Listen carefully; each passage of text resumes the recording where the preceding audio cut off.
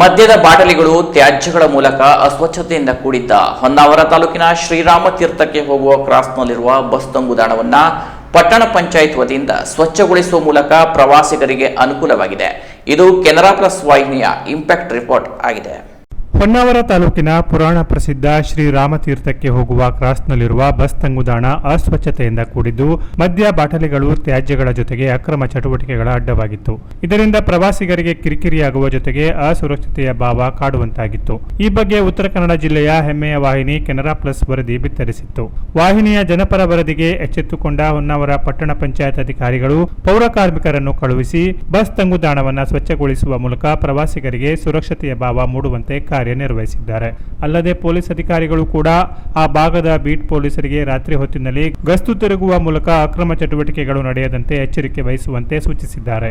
ಇದು ಕೆನರಾ ಪ್ಲಸ್ ವಾಹಿನಿಯ impact report ಆಗಿದೆ. ಜನಪರ ಸುದ್ದಿಯ ಮೂಲಕ ಆಡಳಿತ ವ್ಯವಸ್ಥೆಯ ಗಮನ ಸೆಳೆದ ಕೆನರಾ ಪ್ಲಸ್ ವಾಹಿನಿಗೆ ಮತ್ತು ಸಮಸ್ಯೆಗೆ ತುರ್ತಾಗಿ ಸ್ಪಂದಿಸಿದ ಪಟ್ಟಣ ಪಂಚಾಯತ್ ಮತ್ತು ಪೊಲೀಸ್ ಇಲಾಖೆಗೆ ಸ್ಥಳೀಯರಾದ ಎಸ್ಐ ಹೆಗಡೆ, ಸುಬ್ರಾಯ್ ಭಟ್ ಇತರರು ಹಾಗೂ ಕುಮಟಾದ ಜನಸಾಮಾನ್ಯರ ಸಮಾಜ ಕಲ್ಯಾಣ ಕೇಂದ್ರದ ಅಧ್ಯಕ್ಷರಾದ ಆಗ್ನೇಯ್ ಫರ್ನಾಂಡಿಸ್ ಅವರು ಕೃತಜ್ಞತೆ ಸಲ್ಲಿಸಿದ್ದಾರೆ. Canara plus news Honnavar.